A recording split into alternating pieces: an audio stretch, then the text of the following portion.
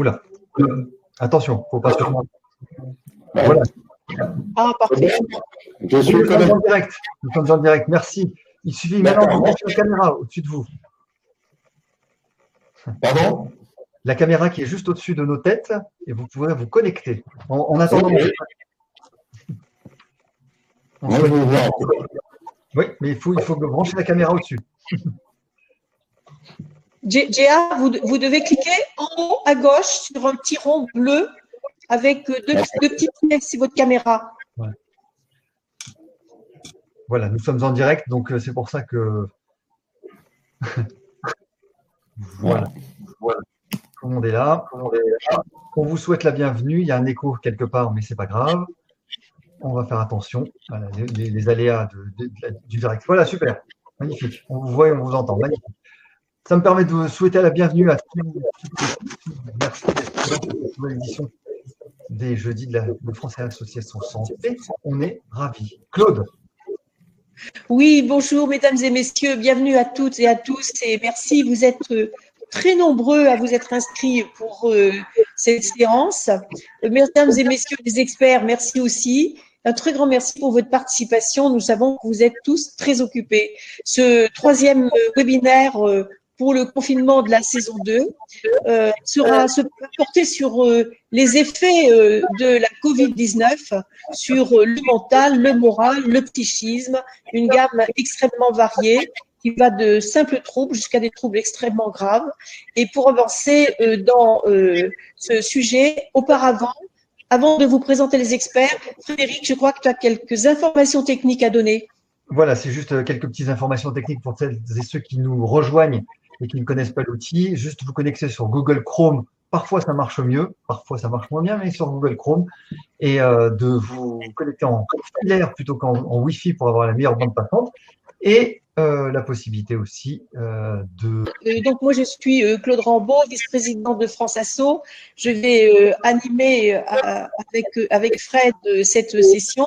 Je vous présente d'abord Rachida Inawi-Rose.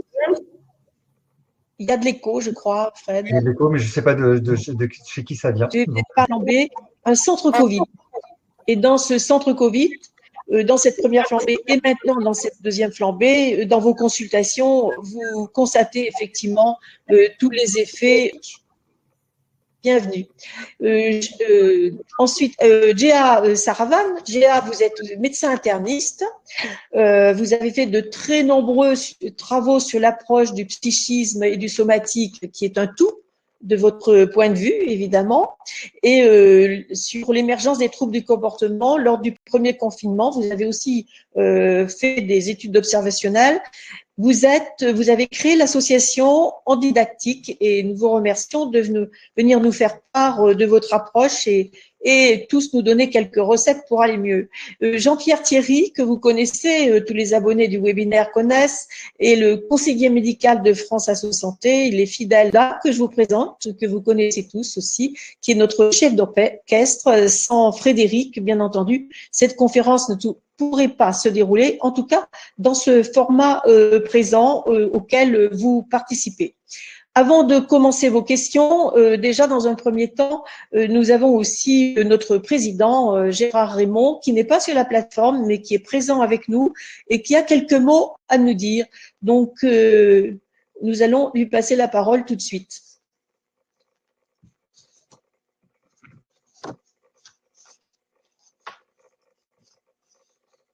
Le son.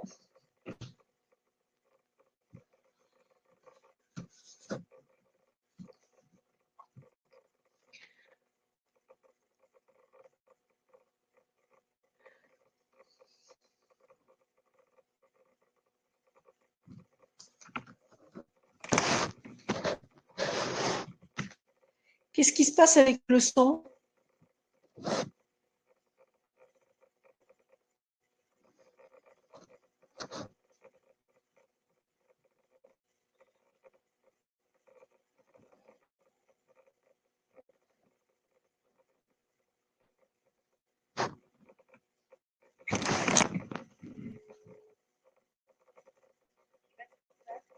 Bah, t'as pas de son, toi non plus? Moi, j'ai pas de son. Qu'est-ce qui se passe? Bon, ben, il faut couper, hein, il y a un problème. Bon, bah écoutez, je ne sais pas pourquoi il y On avait. reste en passant. Voilà, on a un problème technique, ça arrive. Voilà. On l'enverra en replay. Voilà. On en verra en replay. Gérard Rimaud, donc le président de France Asso, nous parlait en particulier d'une étude qui est actuellement en route, que nous conduisons à France Asso Santé, qui s'appelle Vivre avec Covid et qui porte justement sur cette question du bien-être, de l'angoisse, des troubles psychologiques pendant Covid. C'est une étude qui va se dérouler sur 2 ans. Alors, si lors de notre première conférence, nous savions, notre premier confinement, pardon, nous savions qu'à la sortie, c'était l'été, des jours plus lumineux nous attendaient, des jours plus longs. On sait aussi que ce n'est pas le cas de ce deuxième épisode confiné et que de multiples troubles liés au psychisme et au comportement des personnes se sont fait jour. Le ministère de la Santé disait cette semaine que le taux de dépression avait doublé, par exemple, là, pendant ce deuxième confinement, et que 700 000 personnes, aujourd'hui, supplémentaires, prenaient des médicaments qui étaient liés à l'état psychologique. Donc, en attendant, la première question peut-être va arriver. Non, pas pour le moment. Tout le monde est en train d'essayer de se reconnecter. Tout le monde essaye de se reconnecter, ouais, il y a eu un problème. Donc, auparavant, donc, en attendant la première question, peut-être Rachida, avez-vous quelque chose à nous dire d'une façon très générale? Qu'est-ce que vous avez constaté dans vos consultations? Le micro. Il faut activer le micro. Pardon, voilà. Donc, dans les consultations, alors il y a les consultations de façon générale où les gens ne viennent pas pour la Covid, et puis les consultations où les personnes viennent parce qu'il y a un problème lié à la Covid, de diagnostic ou de suivi. Ce qu'on remarque quand même, c'est que toute la population en consultation est perturbée quelque part. Il y a une angoisse sous-jacente, et quand on commence une consultation qui n'a pas de lien avec le Covid, ça revient toujours. Il y a énormément d'angoisse. Mais ça, ce n'est pas toujours exprimé, c'est-à-dire il y a une espèce de mal-être. Moi, j'ai des patients qui ont beaucoup plus de palpitations, de stress. Lorsque je leur fais certains gestes, je suis amenée à faire beaucoup plus de séances de relaxation, d'hypnose. Et on sent qu'il y a des gens qui sont plus ou moins atteints. Et ce qui me préoccupe, je dirais même le plus, c'est ceux qui ne l'expriment pas et qui l'expriment par le corps, avec des douleurs importantes, avec du stress. Et je dirais qu'en plus, avec cette situation où actuellement, en deuxième partie de la deuxième vague, les choses ont l'air de se précipiter. On a envie d'en terminer avec cette épidémie, et on fait annonce après annonce. Et notamment, il y a une précipitation sur les vaccins qui commence à devenir très anxiogène pour les patients. Parce que moi, je discute, tous les patients que je vois actuellement, on discute de cette problématique de vaccin parce que tout de suite, ça vient. Et ça les angoisse. Ça les angoisse parce qu'on leur a dit qu'un vaccin ne pouvait pas être se trouver en 1 an, il y a 6 mois, et maintenant on trouve un vaccin en moins d'1 an. Ça les angoisse parce qu'il y a des communiqués de presse qui disent que tout va bien, qu'il va falloir vacciner tout le monde, alors que tout le monde n'a pas envie de se vacciner, que c'est peut-être pas nécessaire. Ça les angoisse parce que aucun des médecins ne leur a dit j'ai lu l'étude. Et donc il va falloir être très transparent parce que personne n'a pu lire les études de phase 3 puisqu'il n'y en a pas. Elles sont pas encore sorties, elles sont en cours de publication. Donc il y a énormément d'informations, il y a des informations contradictoires aussi en fonction de l'origine, que ce soit les ARS, Santé Publique France, les AHS, les centres Covid, les médecins au niveau individuel, qui sont toujours pas concordantes. Et du coup, quand on rappelle pendant les patients pour les surveiller un peu sur le plan, notamment les patients Covid, on se rend compte qu'il y a beaucoup d'angoisse parce qu'ils n'arrivent pas à gérer. On s'est aussi rendu compte, par exemple, que lors de cette épidémie, notamment pour les patients qui sont considérés comme qui sont positifs, qu'ils soient cas contact ou symptomatiques, il y a eu un sentiment d'abandon. C'est-à-dire que dans la stratégie qu'on avait mis en place, on a beaucoup misé sur le dépistage, les tests, on n'a parlé que de ça, et on a oublié la suite. On a oublié de les rappeler pour savoir s'ils allaient mieux, si l'isolement ne posait pas de problème. Et actuellement, on a un peu de temps, on rappelle les patients, par exemple, et on se rend compte qu'ils disent, c'est une espèce de soulagement. Enfin, quelqu'un m'appelle pour me donner des informations, parce que moi, avec tout ce qu'on m'a donné le premier jour, c'est-à-dire que le premier jour de l'annonce du diagnostic où on dit, vous êtes positif, et ben voilà, maintenant il va falloir faire ça, ça, ça, récupérer les cas contacts et autres. On leur a donné, on les a assommés et plus personne ne s'en est occupé pendant 7 jours. Donc voilà, le retour que j'ai un petit peu, c'est un petit peu des choses qui sont compliquées et je dirais c'est d'autant plus compliqué que nous-mêmes les soignants, mais c'est pas l'objet de la discussion là, on est un peu fragilisés par ces 2 phases d'épidémie. Et on a en face de nous des gens qui eux aussi, des patients qui sont eux aussi fragilisés. Donc tout le monde est fragilisé. Merci Rachida, je vous coupe parce qu'on a un problème technique. Gia n'a pas de son. Ah. Allez, excusez-moi parce que. Oui, voilà. Bien sûr. Gia, vous nous entendez maintenant? Non, il ne nous entend pas. Tu peux l'appeler peut-être, Frédéric, on ne t'entend pas non plus. Non, moi j'avais coupé mon micro, donc c'est normal qu'on ne m'entende pas. Appelle-le parce que moi je ne pourrais rien faire pour lui sur le plan technique. Ah, mais Pris c'est déconnecté. C'est bien. Bon, merci beaucoup Rachida. Donc vous avez peut-être quelque chose à rajouter?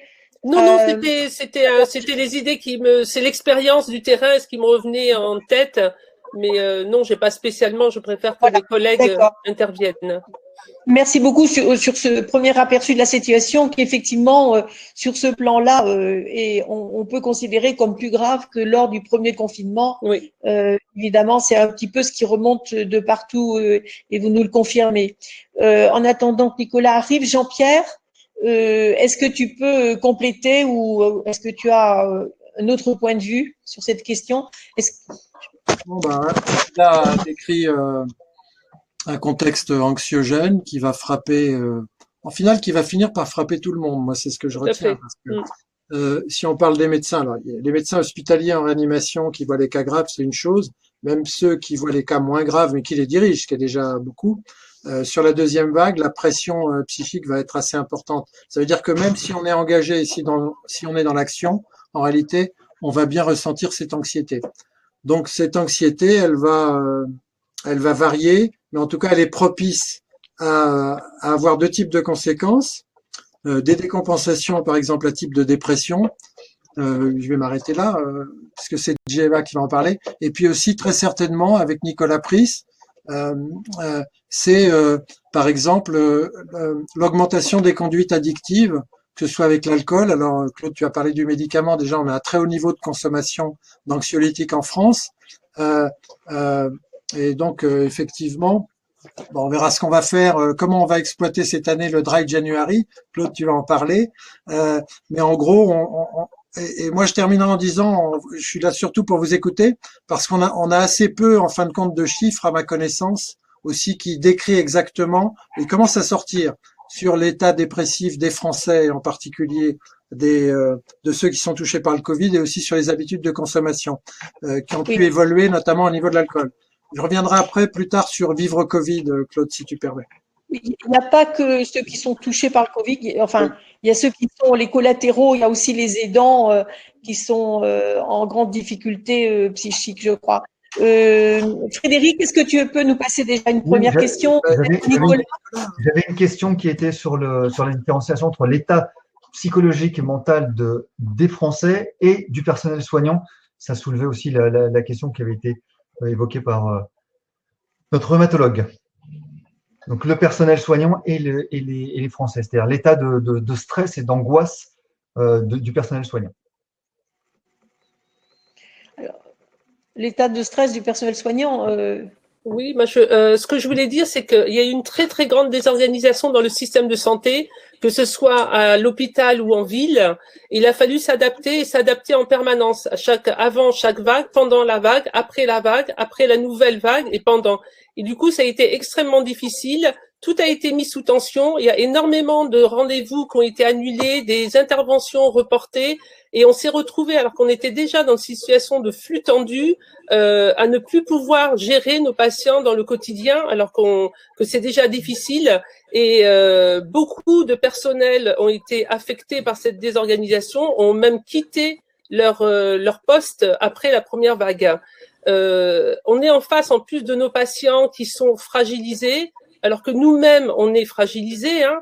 Donc, et c'est difficile de soigner quand soi-même on n'est pas au maximum de notre forme pour pouvoir écouter la souffrance de l'autre.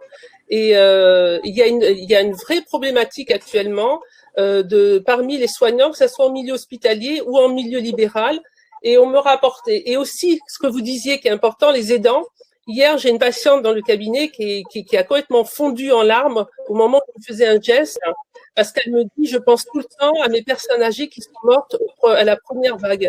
Elle a toujours pas fait le deuil. Il y a des aides-soignantes qui m'ont rapporté dans des EHPAD qu'en fait, personne ne les avait aidées, qu'elles ont vu des personnes âgées mourir et il n'y a pas eu de cellule de crise, si vous voulez, et elles culpabilisent encore, elles font des cauchemars, mais elles n'osent pas demander d'aide. Donc, et c'est tous les jours qu'on se retrouve face à des aidants, du personnel et nous-mêmes en difficulté. Et il y a une agressivité qui est en train de monter, parmi les soignants, mais aussi dans la population.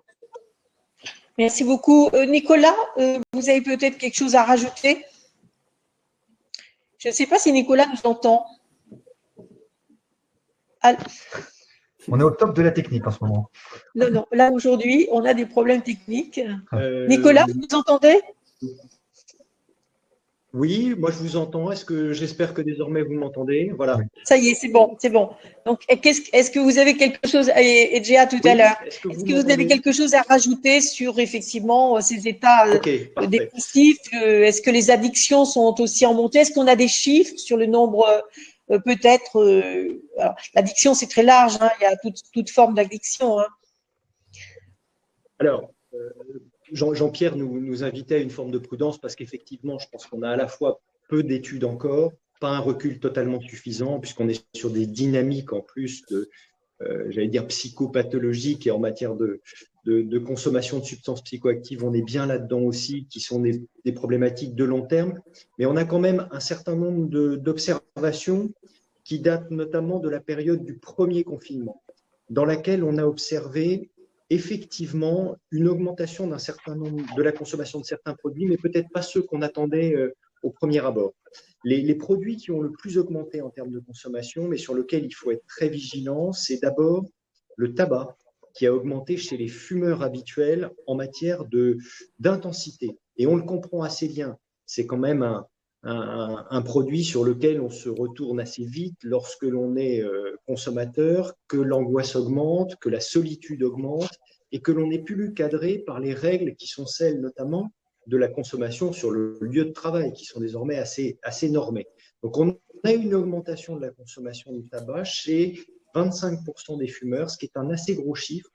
Et il faut faire très attention parce que ce qui se passe aujourd'hui, ce sont des conséquences en matière sociale, éducative, économique, et il est fort probable que tout ça se surajoute. Et alors qu'on gagne aujourd'hui quand même beaucoup de combats en matière de tabagisme, on pourrait avoir là l'amorce de nouveaux problèmes. Voilà pour le tabac. Le deuxième produit qui a augmenté, c'est le cannabis, à peu près dans les mêmes proportions pour les fumeurs de cannabis. Et peut-être est-ce un mal ou peut-être est-ce un bien, mais ce qu'on a pu constater par plutôt des remontées de terrain très peu standardisées à l'heure actuelle, c'est qu'une partie des consommateurs de cannabis se sont rendus compte de leur dépendance aux produits à l'occasion du confinement. C'est-à-dire des gens qui avaient l'habitude de fumer d'une manière finalement, tout ça n'est pas bien méchant, j'ai besoin d'un pétard pour dormir ou j'ai besoin d'un pétard pour démarrer, etc. Bon, premier jour, ça allait. Deuxième, ils ont commencé à trouver le temps un peu long. Et le troisième, soit ils se sont fait livrer, soit ils ont été cherchés. Sur l'alcool, qui est le troisième produit phare, et je termine là-dessus, on a juste on n'a pas eu une augmentation considérable, on a même eu une baisse au début. Mais les buveurs chroniques qui ont une consommation importante, eux, ont fini par, en cumul, avoir augmenté leur consommation. Et malheureusement, c'est la consommation souvent de ces personnes qui a été à l'origine des phénomènes de violence intrafamiliale qu'on a vus envers les conjointes ou envers les enfants. Et ça, c'est un élément très important aussi qui s'est développé pendant le premier confinement. Donc, je dirais, attention quand même au tabac. Vigilance, bien sûr, pour tout ce qui va être facteur d'isolement, de rupture des liens sociaux, et du coup, l'éventuelle augmentation de la précarité dans les années à venir, dans les mois et années à venir, compte tenu du fait que tout ça est très lié à la situation sociale des personnes, doit être vraiment anticipée aujourd'hui. Merci beaucoup. Géa, peut-être aller vers, apportez-nous quelques pistes pour s'en sortir, Géa. Oui, vous alors, avez quelques petites qualités qui nous intéressent.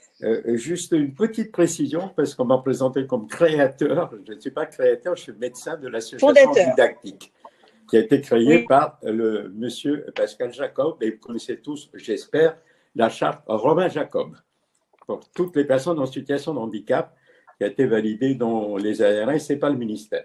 Alors, pendant le premier confinement, j'ai eu effectivement beaucoup d'appels, beaucoup de demandes, pour la simple raison, essentiellement, je vous dirais, par des refus de soins dans les hôpitaux, qui venaient essentiellement. Alors, on a fait toute une enquête qui a été faite d'ailleurs, et il y a un livret qui a été publié pour le premier confinement par le Comité national éthique. Vous pouvez aller le télécharger, c'est gratuit. Donc, ça vous donne une idée de tout ce qui a été fait pendant le premier, enfin, ce qui n'a pas été fait pendant le premier confinement. Il y a eu une étude qui a été faite, hein, déjà. Alors, pendant le premier confinement, moi, ce que j'ai, en tant que médecin, j'étais confronté, évidemment, dans la prise en charge, bien sûr, de ce que j'appelle la santé mentale, hein, c'est-à-dire tout ce qui est handicap psychique et surtout les patients psy. Je suis tout à fait d'accord avec mon collègue qui me parlait, que ce soit le patient schizophrène, bipolaire et autres, avec une augmentation, alors qu'on avait essayé un peu de faire sur le sevrage tabagique, il y a eu une multiplication par 3 ou 4, le tabac, et aussi l'alcool.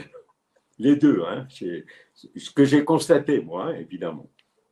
Évidemment, il y avait aussi des autres drogues, cannabis, ils avaient du mal à en parler, mais certains m'en ont parlé, évidemment. Il y a eu ça, sauf que pourquoi c'est arrivé à ce stade? Ce que je peux vous dire en amont, pendant le premier confinement, il y a eu, concernant l'autre handicap, c'est tous les troubles du neurodéveloppement, c'est-à-dire les TSA, les déficiences intellectuelles sévères, parce qu'ils n'ont pas. Ah oui, troubles du spectre de l'autisme. Troubles du spectre de l'autisme. Les déficiences intellectuelles, les troubles de l'apprentissage, etc., qui sont les troubles du neurodéveloppement, y compris certains handicaps génétiques rares, ils se sont retrouvés dans le sens où les institutions médico-sociales étaient toutes fermées, premier confinement. Donc, les familles se sont retrouvées avec leurs enfants, ados ou adultes chez eux, et parfois, il n'y a pas eu de suite, il n'y a pas eu ce qu'on appelle des visites au domicile par le personnel qui les prenait en charge. Donc, il y a une souffrance des familles et ça a entraîné des troubles de comportement excessivement graves, essentiellement, évidemment, des troubles psychologiques, hein, avec des fluctuations d'humeur, des crises d'angoisse et également une émergence des comportements problèmes à type, ça fait flamber évidemment l'électroagressivité, l'automutilation que j'ai rencontrée et tout ça aussi. Donc, ça, c'était lié, évidemment, à la fermeture des institutions médico-sociaux. Concernant la pathologie mentale, aussi pendant cette période, il y a eu des hôpitaux de jour, je dis bien, et des centres médico-psychologiques, les CMP, comme on dit, des hôpitaux qui étaient aussi fermés. De sorte que ces patients qui seraient schizophrènes, qui étaient stabilisés, hein, qui étaient chez eux ou en famille, se sont retrouvés sans aucune, malgré certains, je ne critique pas tous les hôpitaux, hein, il y a certains qui ont fait d'excellent travail avec la télésurveillance, téléconsultation, etc. Mais il y en a beaucoup qui se sont retrouvés donc liberté, sans apport médical, sans suivi. Donc ils se sont effectivement devenus encore plus addicts, comme disait mon collègue. Et puis, on a eu beaucoup de troubles, effectivement, essentiellement de dépression sévère. Ce qu'on oublie de dire, et très peu, il y a eu quand même beaucoup de suicides dans cette période-là, excessivement importante dans la pathologie psychiatrique. Donc, ça, il y avait des gens qui étaient, je dirais, stabilisés. Ça fait émerger des troubles du comportement. Je me rappelle encore des enfants avec déficience intellectuelle sévère qui étaient relativement bien pris en charge. De nouveau, il y a eu des problèmes de propreté, vous voyez, propreté diurne, énurésie, tout ce qu'on veut, une perte d'appétit, avec des troubles anxieux, avec aussi, comment je vais dire, une agressivité vis-à-vis de la famille, hein, des parents et tout, et irritabilité, les troubles du sommeil. J'ai rencontré tout ça pendant la période du premier confinement. En gros. Hein. Merci beaucoup, Tia.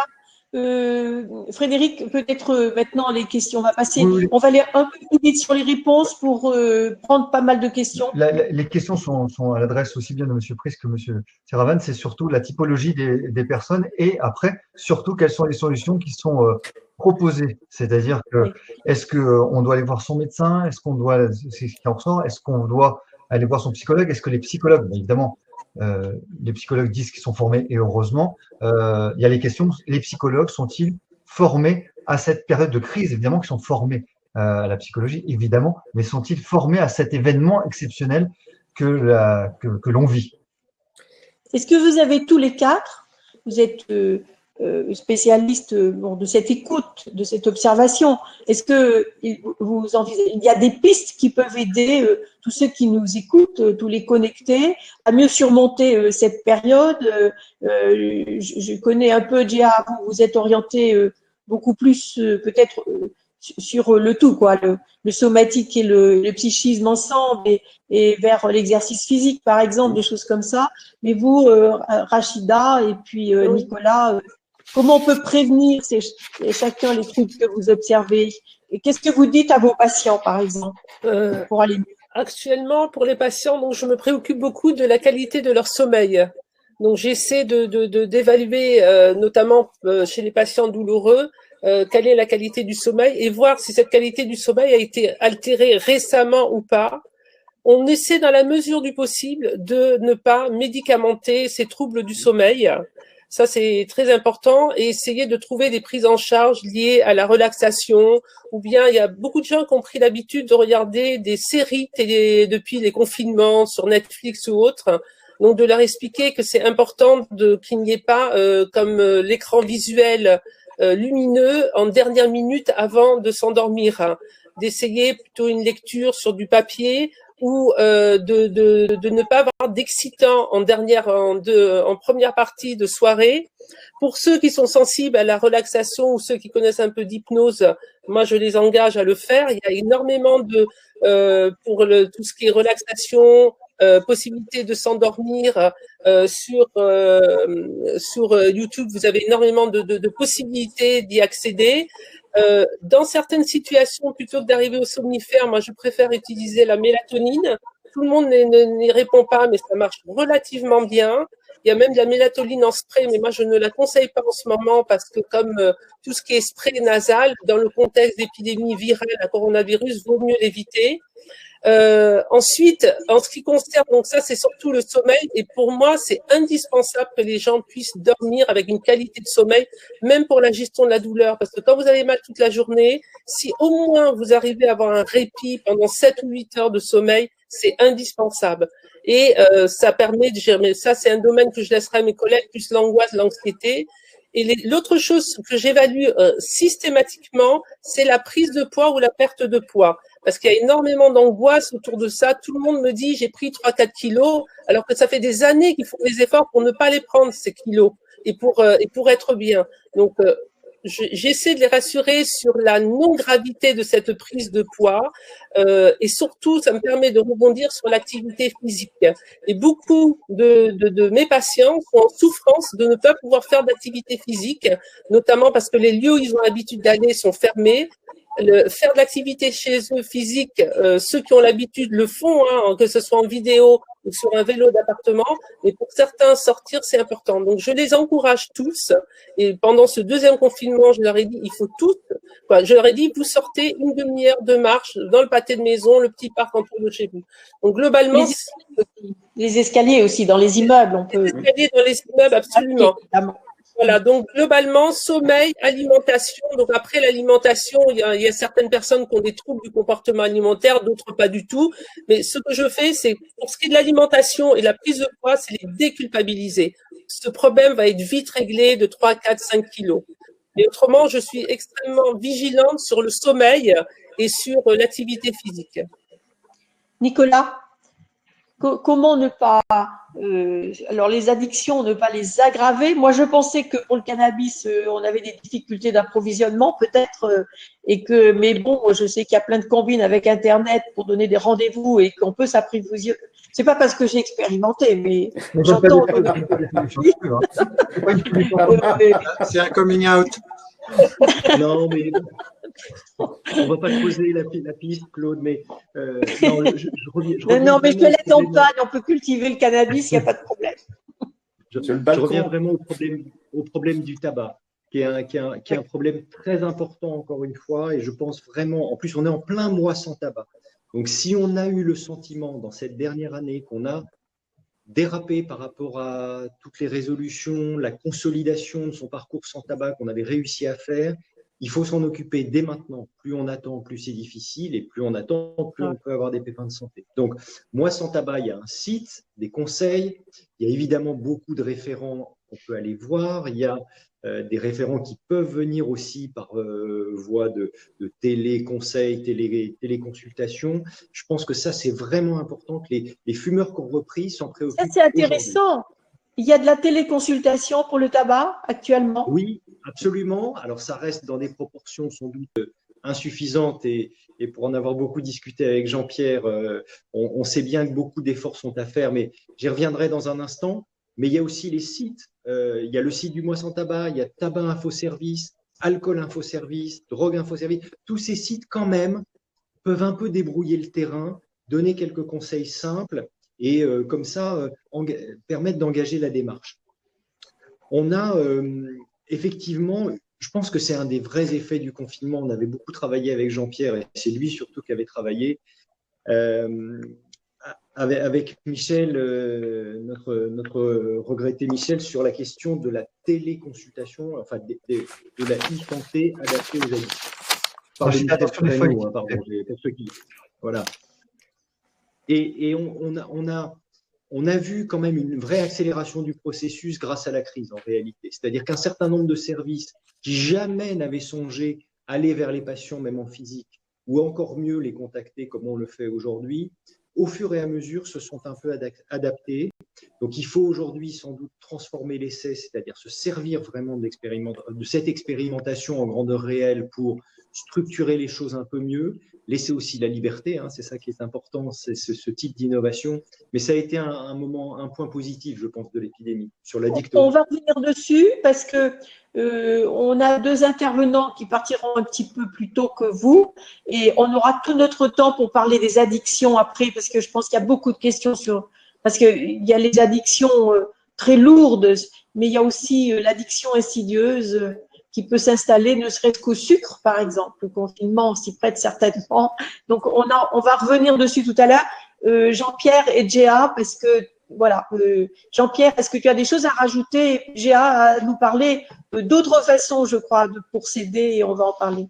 Moi, juste en vous écoutant, Géa et Nicolas, je pense qu'il y a deux niveaux de recours pour simplifier. Géa a vraiment présenté je dirais des gens qui présentaient des maladies chroniques ou des handicaps, et on voit que le recours pour mieux les prendre en charge va mobiliser l'offre de soins qui doit revenir. Peut-être il le dira, peut-être que dans la deuxième vague, ça a été mieux pris en charge. Et puis, donc avec Nicolas, on a eu l'opportunité de parler des moyens à distance qui peut-être sont immédiatement mobilisés, peut-être pour des formes moins graves, à des titres de prévention ou d'accompagnement pour s'en sortir d'une phase où je pense qu'une partie des gens qui sont pas évidemment aussi touchés que ce qui a été décrit par Géa ont conscience que leur comportement évolue vers une consommation excessive. Et donc, recourir à ces outils en ligne peut être très important, comme l'a dit Nicolas. Je veux dire aussi, effectivement, avec Michel Reynaud, qui nous a quittés beaucoup trop tôt, on a fait un rapport pour la MILDECA qui s'appelait e-santé dans les addictions, mais que dans nos recommandations, on n'a jamais voulu imaginer que l'accélérateur serait une pandémie de ce type. Et effectivement, ça sera très important, je pense, derrière, d'arriver à ce que ce dispositif reste en place et soit utilisé le mieux possible. Géa ? Oui, je suis tout à fait d'accord avec ce que vient de me dire un collègue. C'est vrai que Michel Reynaud nous a quittés un peu trop tôt, je dirais, mais il faut pardon, excusez-moi. Est-ce que vous pouvez dire qui était Michel Reynaud? Tout le monde ne le connaît pas, là, sur les gens qui sont connus. Il était professeur de psychiatrie, addictologue, très connu. Il a écrit plein de… Voilà. Il était donc au centre hospitalier Paul Brousse, à Villejuif, au service d'addicto. Il a beaucoup lutté contre tout ce qui est addiction. Il était même à un certain moment au ministère dans le cadre… Enfin, en gros, hein, voilà. Il était très connu, Michel Reynaud. Il nous a quittés trop tôt, enfin bref. Effectivement, je suis tout à fait d'accord.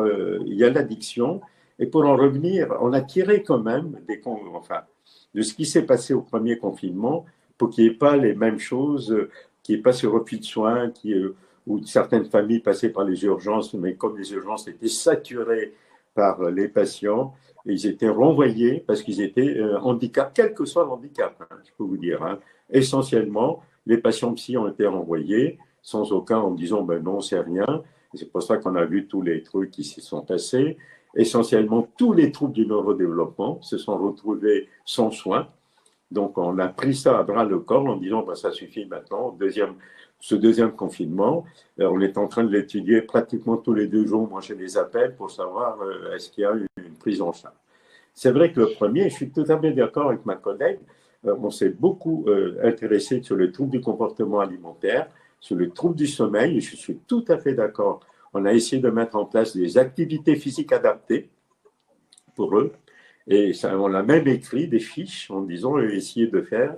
On a mis aussi, je suis tout à fait d'accord, les troubles du sommeil, maintenant ça a été démontré, c'est dans beaucoup d'handicaps d'ailleurs, aussi bien handicap moteur, etc., psychique et tout, il y a des phénomènes douloureux qui se manifestent. Donc on a essayé de mettre en place aussi des choses. L'éducation au sommeil, ça existe maintenant, on essaie de faire, et surtout pas les bourrés de somnifères d'hypnotiques.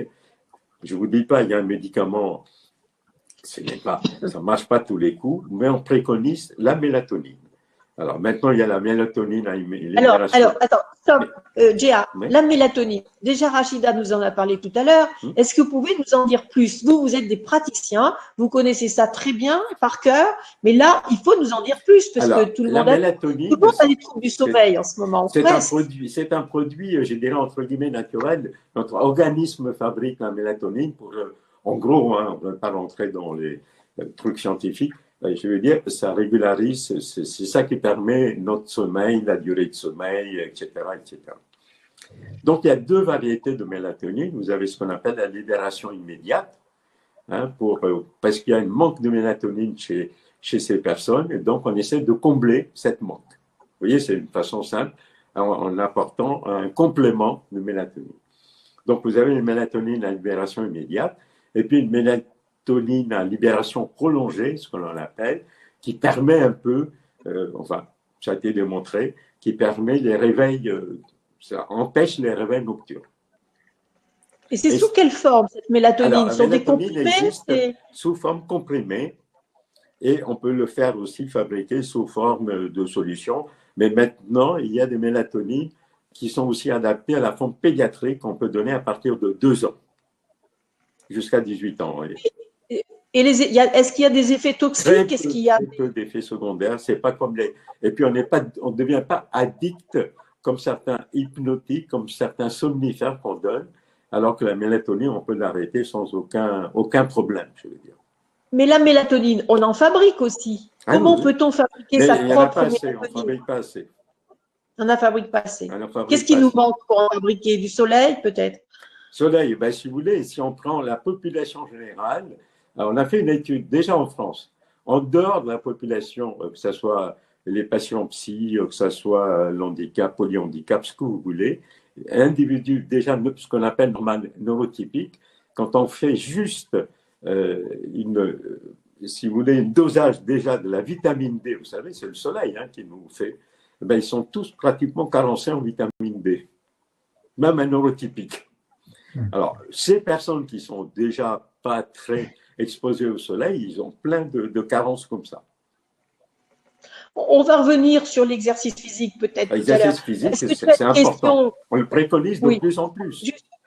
Voilà, c'est ce que je sais que vous êtes un spécialiste. Est-ce que Rachida veut prendre la parole? Oui, je voulais… Et après une question. Je voulais juste dire que pour la vitamine D, c'était vrai, c'était directement lié à l'ensoleillement à longueur des UV. Et je pense que en cette période un peu difficile, que tout le monde soit substitué sans même avoir besoin de faire un dosage de vitamine D avec une ampoule de 100 000 unités ou de 80 000 unités, il n'y a aucun risque à le faire. Il faut demander à son médecin traitant, à son médecin référent de faire une prescription de vitamine D. Tout le monde en a besoin, effectivement. Il n'y a pas besoin de dosage. Si on dose, tout le monde est très bas. L'autre chose que je voulais vous demander, j'entends de plus en plus certains de mes patients me parler de luminothérapie. Moi, j'ai connu ça dans les pays anglo-saxons, notamment en Angleterre, à Londres. Je sais que les médecins généralistes ont la possibilité de prescrire et de prêter des lampes de luminothérapie. Est-ce que vous pensez qu'en cette période, ça pourrait, parce que c'est la discussion qu'est-ce que vous en pensez? Voilà.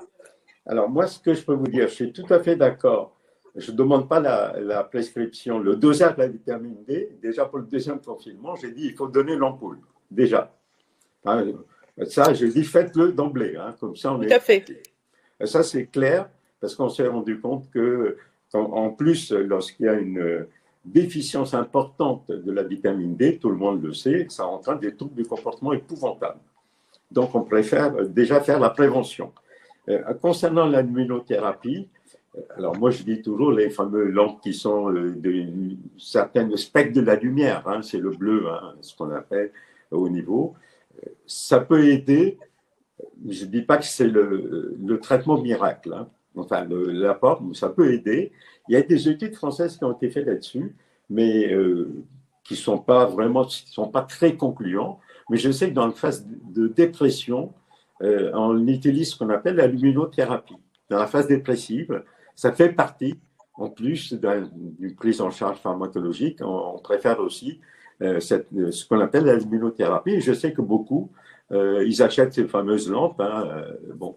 Et puis voilà. Alors que la vraie luminothérapie, c'est des lampes spécifiques, vous voyez. Mais ça peut aider, mais je ne vous dis pas que c'est le traitement, au contraire. Mais par contre, je suis tout à fait d'accord avec ma collègue. Voilà, j'avais dit à tout le monde, allez-y, l'ampoule de vitamine D. Frédéric, est-ce qu'il y a des questions pour Jean-Pierre ou pour Géa, plus particulièrement, qui vont nous quitter vers 18h, même peut-être un peu avant pour Jean-Pierre? Juste ne pas confondre l'ampoule de vitamine D et l'ampoule de luminothérapie de 10 000 lux. Hein. Oui, non. Merci. Hein, oui, on ne sait jamais. Hein. On ne sait jamais. Tu as raison. Donc Claude, je suis obligé de vous quitter à 45, effectivement. Je voulais juste dire, vivre Covid, on va en entendre parler parce qu'il y a eu 2000 patients qui sont rentrés dans une étude qui a été lancée. Donc c'est des questionnaires en ligne par France Asso Santé. On essaye de recruter plus de 10 000 personnes de mémoire. Ça va commencer par des questionnaires d'anxiété qui sont réservés aux patients qui souffrent de maladies chroniques, en fait. Hein. Et derrière, il y a un accord avec le Health Data Hub du ministère pour comparer ce qui se passe chez ces patients par rapport à la population générale qui n'a pas de maladie chronique. Et elle est faite pour durer 2 ans, en fait. Et peut-être qu'elle va être évoluée peut-être dans les questionnaires. Il faudra en reparler avec France Asso Santé et le Health Data Hub. Et pour l'instant, on est parti sur la mesure de l'anxiété dans la population, sachant que les effets peuvent être effectivement, comme ça a été dit, c'est important de les suivre à long terme. Les malades chroniques et leurs aidants aussi. Et leurs aidants. Non, c'est important ce que tu viens de dire et c'est très important de les suivre aussi après. Oui, ça c'est clair. Et j'ai même balancé le questionnaire en disant il faut le faire. Voilà, c'est très important par rapport à la population. Quelle question, Frédéric? Il y a une question beaucoup, Jean-Pierre, à bientôt. Merci. Il y a une question sur les addictions aux écrans. Rachida en a parlé tout à l'heure, mais apparemment c'est un sujet assez prégnant sur les addictions aux jeux et les addictions aux jeux, aux écrans et à toutes les tablettes. Alors notamment chez certaines personnes en plus, là c'est spécifique d'une internaute qui nous a interpellé avec associé au handicap. Donc comment se faire aider? Donc, c'est une question très importante. C'est difficile, cette question des écrans, pour tous ceux qui sont en télétravail en particulier. Parce que le matin, ils commencent la journée avec l'écran, ils la finissent avec l'écran, Et si en plus on rajoute les séries télévisées ou même des séries sur Internet ensuite, c'est vrai que l'écran est très présent pendant ce temps de confinement chez beaucoup de personnes. Alors, donc Rachida, tous les trois d'ailleurs. Alors, Monsieur Price, peut-être parce que j'insiste sur le fait que c'est Evelyne qui a posé la question et qu'en plus, la mère est aidante et complètement épuisée. Donc, il y a une double problématique entre le jeu, l'addiction au jeu et une situation de handicap. Donc, peut-être Monsieur Price d'abord. Alors, ce qu'on a effectivement observé toujours dans les seules enquêtes un petit peu sérieuses de la période du premier confinement, c'est une augmentation importante de ce que j'appelle plutôt une conduite addictive, c'est-à-dire ça peut dériver vers l'addiction constituée pour les jeux en ligne et en particulier le poker en ligne. Je vous rappelle qu'à l'époque, le monde sportif s'était totalement arrêté, donc on n'avait pas les paris sportifs. Il y a peut-être une grande différence par rapport à ce qu'on pourra observer rétrospectivement sur le second confinement, où on aura peut-être une augmentation à la fois du poker en ligne, mais aussi des paris sportifs. C'est assez important parce que ce n'est pas les mêmes publics, mais au fond, ça fait plus de monde à la fois. D'une manière générale, je crois qu'il ne faut quand même pas avoir trop peur des écrans. Les écrans ont été nos très grands amis aussi, il faut bien le dire. Depuis cette période-là, ils ont permis l'accès à des savoirs, l'accès à du travail, l'accès à des enseignements. Donc moi, je me méfie des attitudes un peu trop tranchées sur l'écran devient notre principal ennemi. Ça a été quand même j'allais dire un substitut extrêmement utile, y compris en termes de relations sociales, et la preuve, on fait l'exemple ce soir. Mais vous avez raison, et je vais le dire très modestement, en dehors de ce qu'on a pu observer sur les jeux de hasard et d'argent et éventuellement ce qu'on observera sur les paris sportifs, on n'a pas en France un système de recueil de données qui permet de savoir si à un moment, finalement, les conduites à risque avec l'écran sont plus importantes ou non. Autrement dit, est-ce que les usages des écrans sont bons, mauvais, délétères, intéressants ou au contraire posent des problèmes? Eh bien, je suis assez incapable de vous le dire aujourd'hui. Ils ont mécaniquement énormément augmenté. Je crois qu'ils ont aidé beaucoup de gens. Mais par contre, je suis incapable de vous dire quelle a été la proportion d'effets délétères. Par contre, pour répondre à la question de Claude tout à l'heure, le télétravail, nous, on vient de faire une enquête avec pas mal de partenaires institutionnels et Ipsos qui a interrogé 4000 personnes pour nous.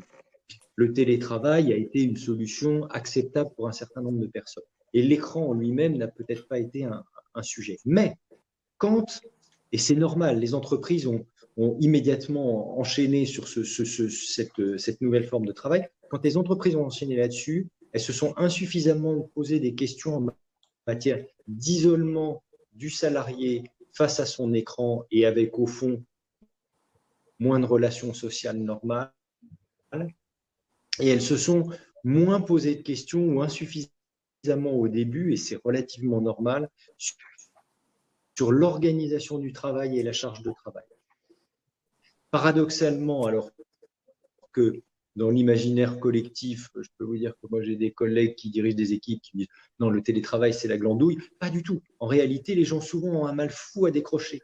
Donc on s'est retrouvé avec un travail assez mal structuré, des personnes un peu isolées chez elles avec leur écran, leur charge de boulot, les trucs à rendre, et puis pas assez de contact finalement avec le manager. Et ça a été particulièrement délétère. On l'a observé sur cette population. Toujours pour les mêmes produits, le tabac, le cannabis, mais avec beaucoup d'augmentation de médicaments psychotropes. Oui, il y a une grande question, je pense qu'on peut reprendre sur le sport, parce qu'il y a beaucoup de remarques sur le fait que beaucoup de personnes ont compensé. Djihad va parler d'exercice physique. Oui. Parce que Djihad va s'en aller dans 10 minutes, donc peut-être vas-y sur le sport et ces questions-là. On avait beaucoup de personnes. J'écoute d'abord la question. Alors, sur l'activité physique, moi je préfère parler activité physique parce que c'est plus large que le sport en compétition. On demande, d'ailleurs, ça fait du bien parce que ça. On s'est rendu compte au début, tout à fait au début du confinement, vous savez, il y avait des critères bien précis, il ne faut pas dépasser tant.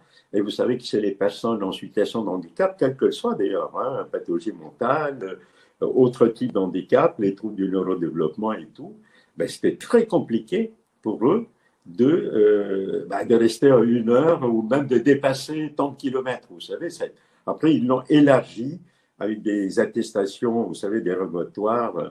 Donc, on s'est rendu compte, quand ça a été élargi, ça avait pu faire diminuer certains troubles du comportement.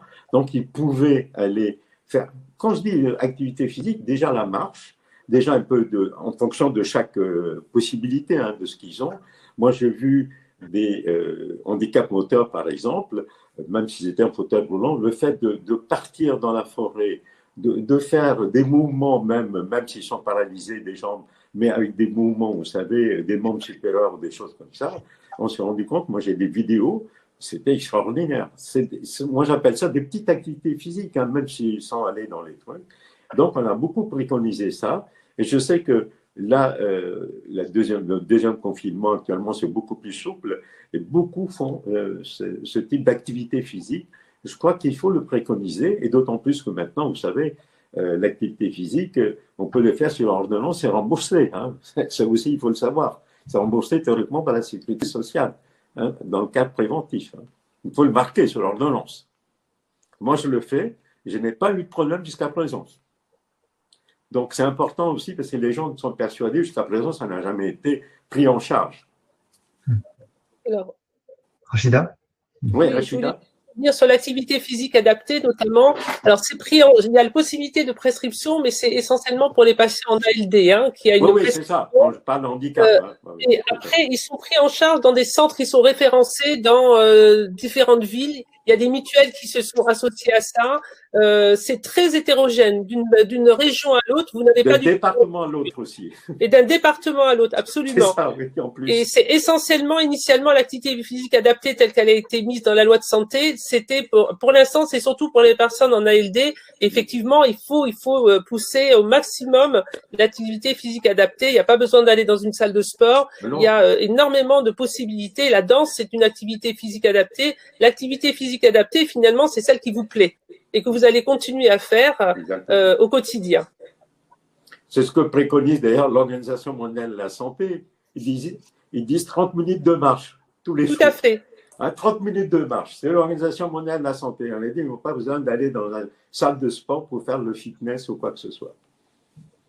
Oui, 30 minutes de marche. Tout le monde n'aime pas la marche. Je ne sais pas, c'est intéressant de faire un sondage, savoir combien de personnes ici ont un jardin, par exemple, qui nous écoutent. Le jardinage, c'est très bon, ça vaut une salle de sport, simplement. Oui, et c'est excellent pour ceux qui sont adeptes du Pilates, par exemple. Moi, je pense qu'il n'y a pas besoin d'un grand terrain pour faire du jardinage. Je suis arrivé à faire, par exemple, chez certains patients schizophrènes ou bipolaires qui étaient stabilisés, qui étaient suivis dans les CMP ou dans les hôpitaux de jour. Ils prenaient le métro ou le bus pour arriver alors qu'ils sont à 1 kilomètre.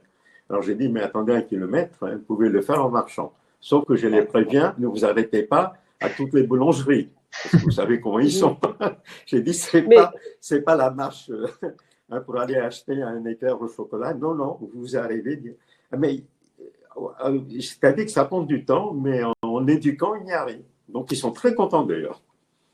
Dans l'activité physique adaptée, je dirais même l'activité physique, il ne faut pas oublier le quotidien. Il y a des gens qui sont extrêmement actifs, qui font leur ménage 2-3 fois par semaine. Voilà. Je vous assure, quand vous faites 2 heures de ménage intensif, il y en a qui font effectivement du jardinage, du bricolage, qui sortent, qui rentrent. Vous avez des gens, ils sont tout le temps, et il ne faut pas les culpabiliser. S'ils font, il y en a, ils font certainement bien plus qu'ils ne pensent, mais ça ne s'appelle pas activité physique. Oui, c'est ça. Ce qu'il faut, c'est être en mouvement, bouger. C'est comme, par exemple, monter les escaliers, il y a l'ascenseur, mais au lieu, on peut monter et descendre. Ça fait aussi, pour moi, une activité physique. Pourquoi prendre l'ascenseur tout le temps? Mais pour la marche, il n'y a pas que les malades de psychiatrie qui peuvent en bénéficier. Il y a aussi tous ceux qui vont au boulot encore. Ben oui, il y en a quand même, tout le monde n'est pas en télétravail. On peut descendre 2 stations de métro avant oui, marcher 2 stations de bus plus tôt. Voilà, c'est tout à fait faisable. Bien à son rythme, toujours à son rythme. Voilà, chacun à son rythme. Moi, je trouve assez intéressant sur les smartphones, puisque tout le monde a des smartphones, de vérifier de temps en temps à peu près ce qu'on a fait. Alors, on dit les 10 000 pas. Alors, moi, je vous dis les 10 000 pas, c'est très bien, mais que déjà, si on arrive à 7 500 pas, c'est c'est un objectif qui est tout à fait, voilà. Il faut pas se focaliser, le 10 000 pas, c'est parce qu'on a choisi 10 000, mais à partir de 7 500 pas, c'est extrêmement bien. Donc moi, je trouve que c'est bien d'activer ce genre, ou bien vous apprenez un podomètre, hein, tout simplement, et vous évaluez sur quelques jours, et vous voyez combien de pas, en fait, vous avez fait dans votre vie habituelle, et vous adaptez. Et très vite, vous allez vous rendre compte si vous êtes plutôt quelqu'un de sédentaire. Il y a même des grilles d'évaluation qui sont faites pour savoir si on est plutôt sédentaire ou plutôt actif. Voilà. Et rien qu'avec un petit podomètre, ça coûte rien. Vous achetez ça dans un magasin de sport. Vous le gardez pendant une petite semaine pour avoir une idée du lundi au dimanche, parce que souvent samedi, dimanche, on vit pas de la même façon. Moi, par exemple, je m'étais aperçu que le dimanche, mon podomètre, c'était 0.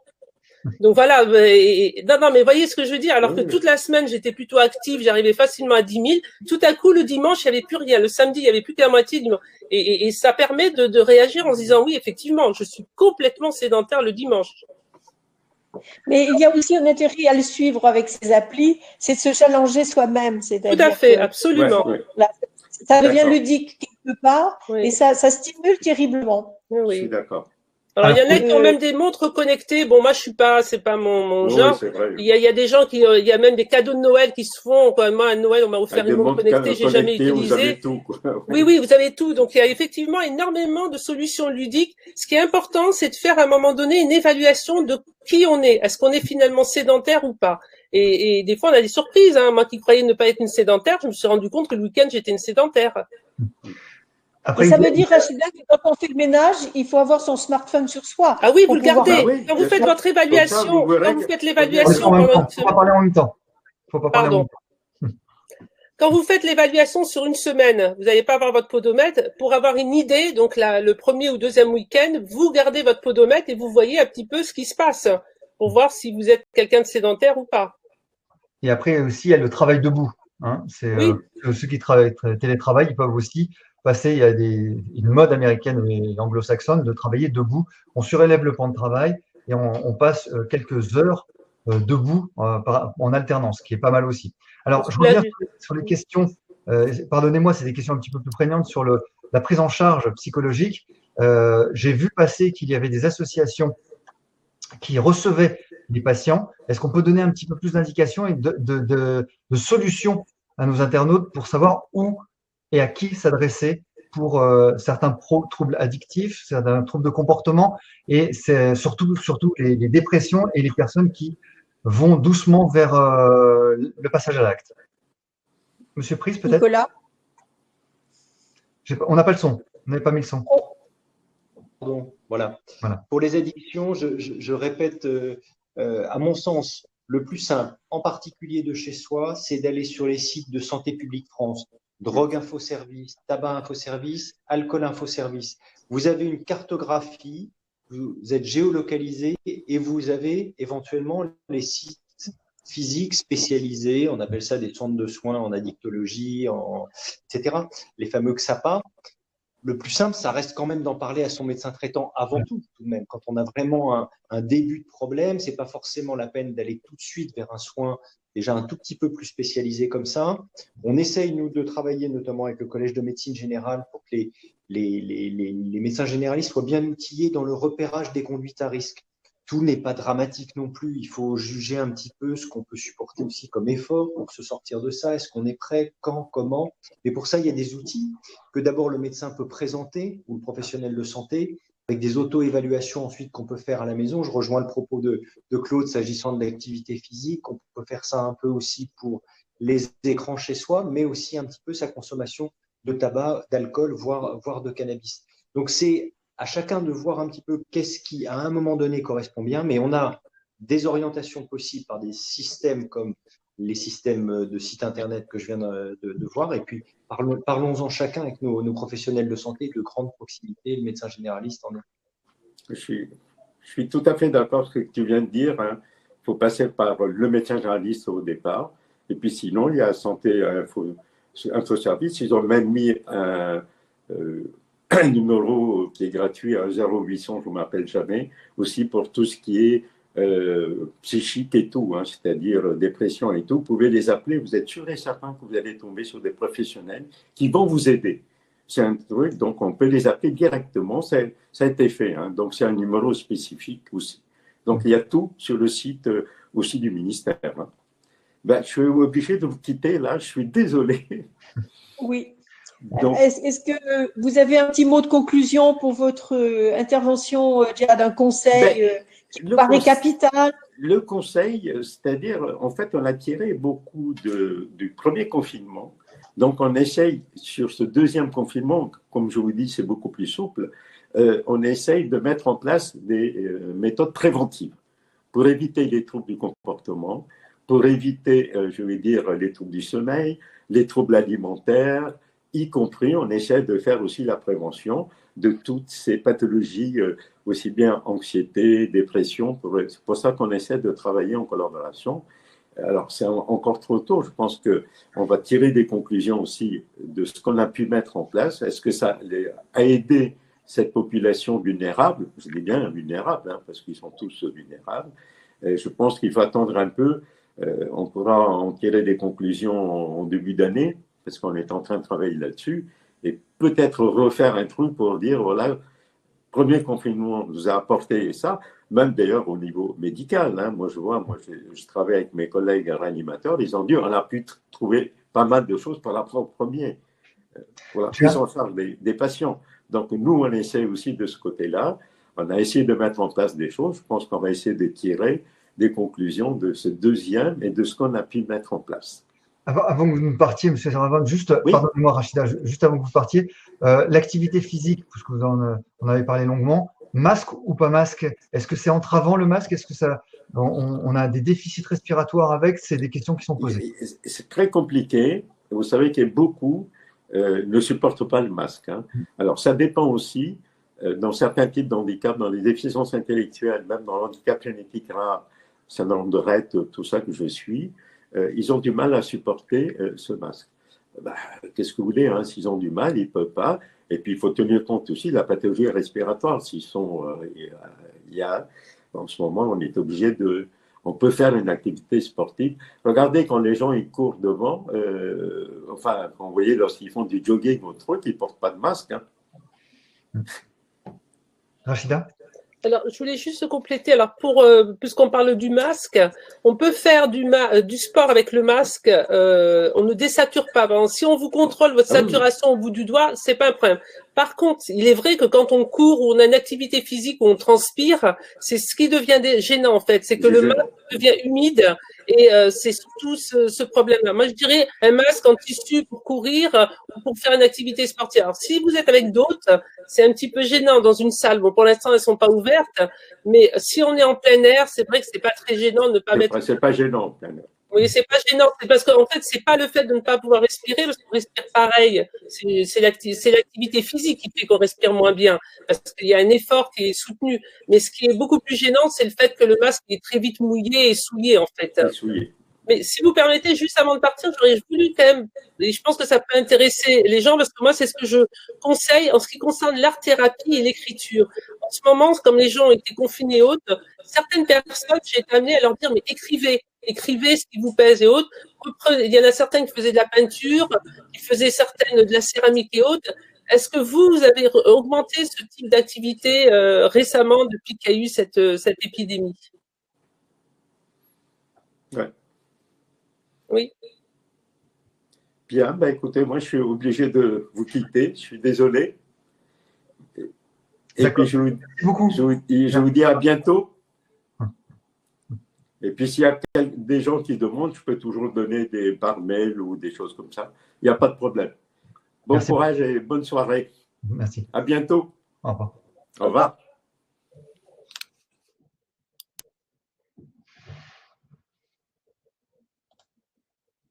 Claude, il n'y a pas ton micro. Ton micro. On ne t'entend pas. Bon, alors, est-ce que tu as une nouvelle question?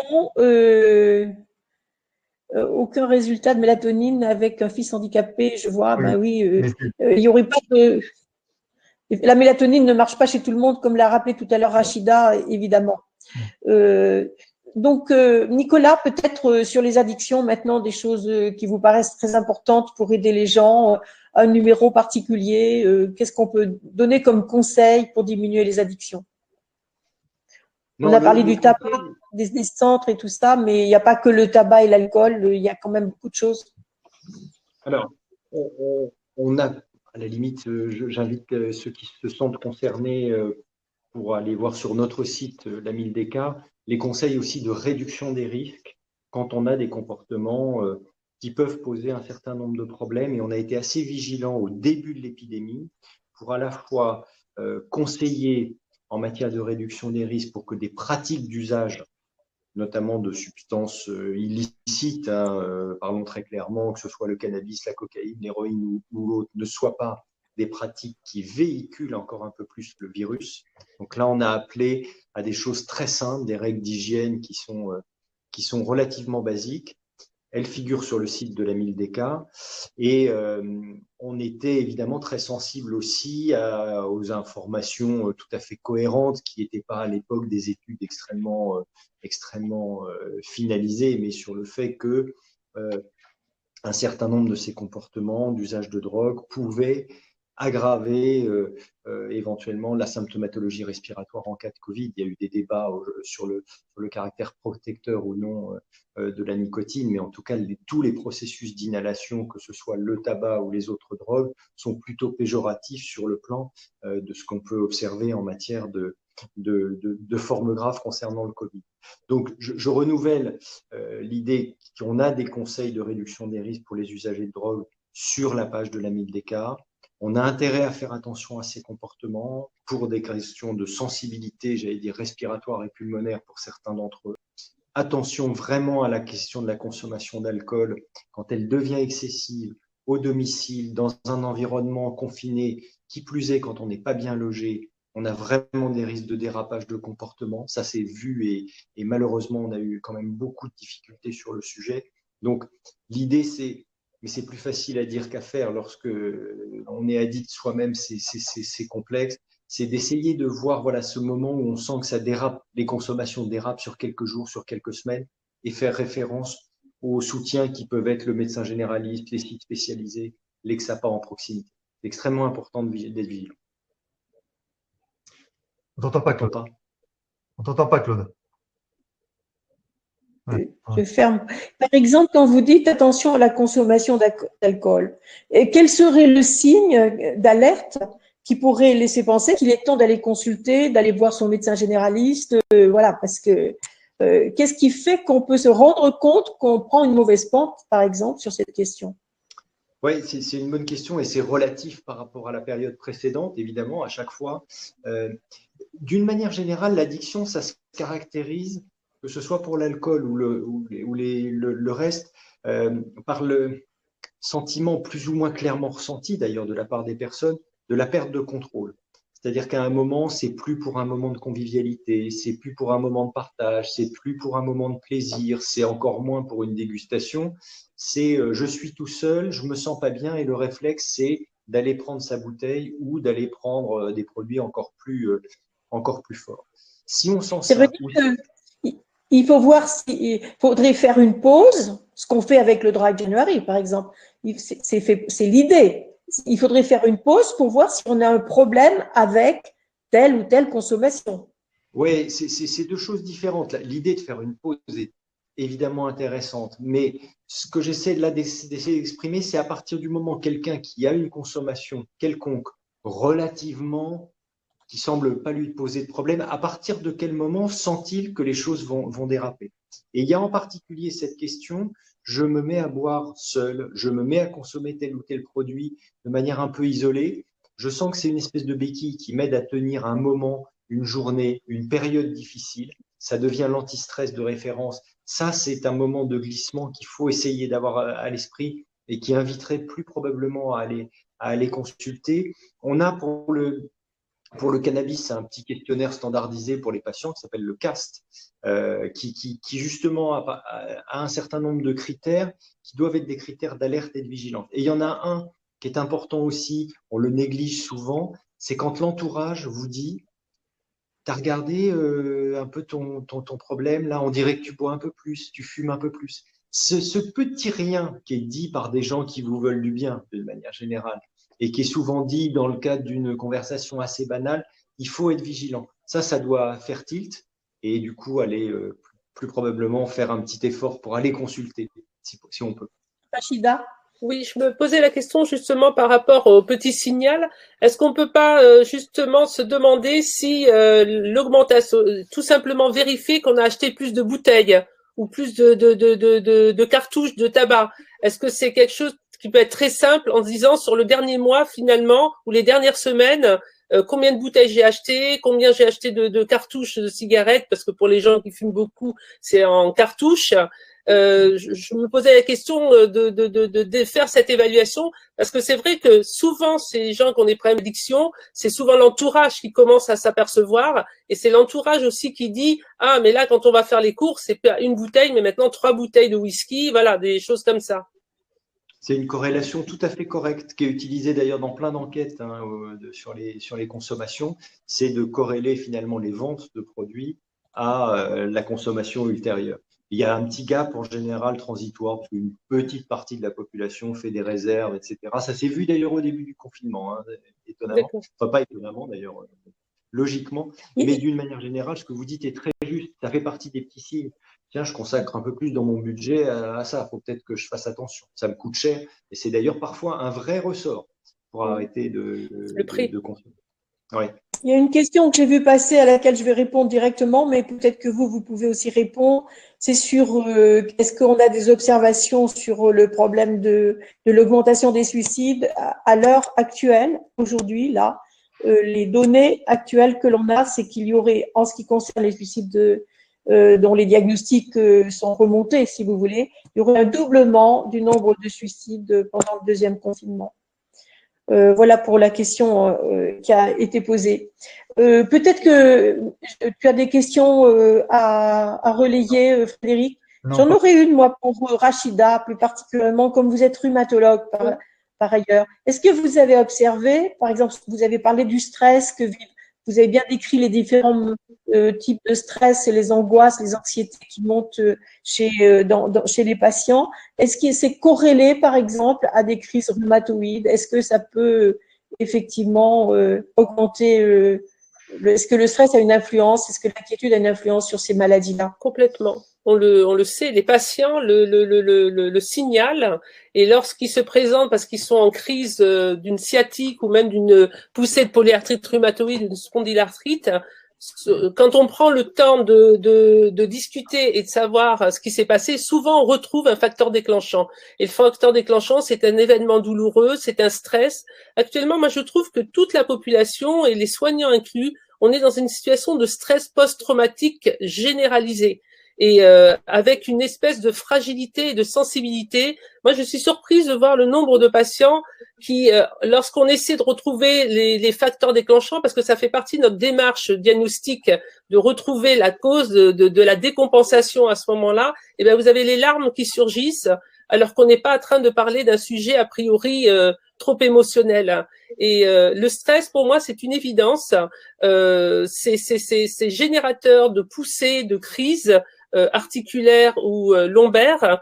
Et lorsqu'on est parfois avec certains patients, on essaie de savoir quand a débuté la maladie, les patients ne vous donnent pas une date, ils vous donnent un événement de leur vie.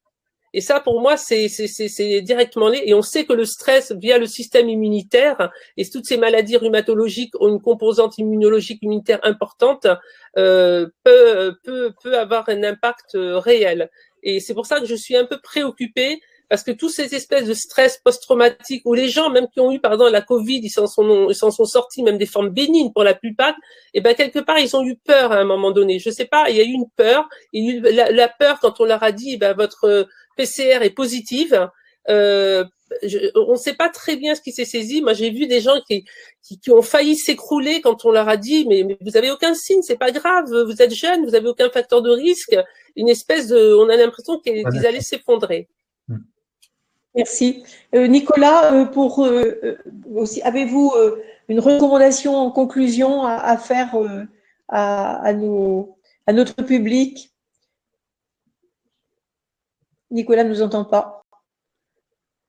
Il y a peut-être un décalage. Nicolas. Ma recommandation principale est… C'est bon, c'est bon. C'est bon là? Voilà.